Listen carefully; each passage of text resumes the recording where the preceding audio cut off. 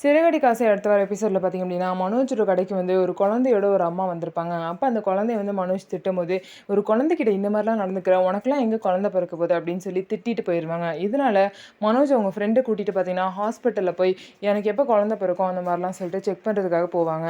நீங்கள் குழந்தை பிறக்கணும் அப்படின்னா, நீங்கள் ஃபஸ்ட்டு குழந்தையா மாறணும்னு சொல்லிட்டு முட்டாள்தனமாக வந்து அந்த டாக்டர் சொல்லுவாங்க. ஏன் அப்படி சொல்கிறாங்க அப்படின்னா, அது வந்து டாக்டரே கிடையாது, டாக்டரோட அப்பா. அவருக்கு மனநலம் பாதிக்கப்பட்டிருக்கு. இது தெரியாமல் அவர் தான் டாக்டர்னு சொல்லிட்டு மனோஜ் போய் அவர்கிட்ட பார்த்துட்டு இருப்பாரு.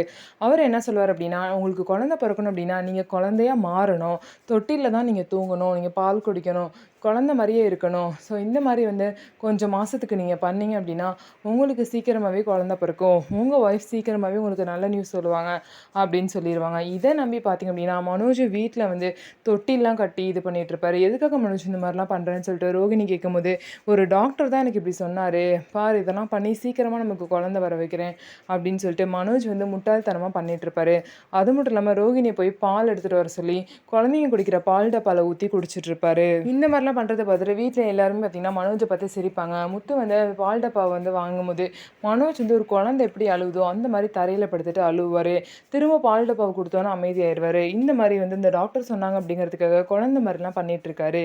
ஸோ இதுக்கப்புறம் என்ன நடக்க போகுதுன்னு சொல்லிட்டு வெயிட் பண்ணி பார்க்கலாம். நம்ம வீடியோ உங்களுக்கு பிடிச்சிருந்தா நம்ம வீடியோவை லைக் பண்ணிக்கோங்க. மறக்காமல் நம்மளோட சேனலை சப்ஸ்கிரைப் பண்ணிவிட்டு பாருங்கள்.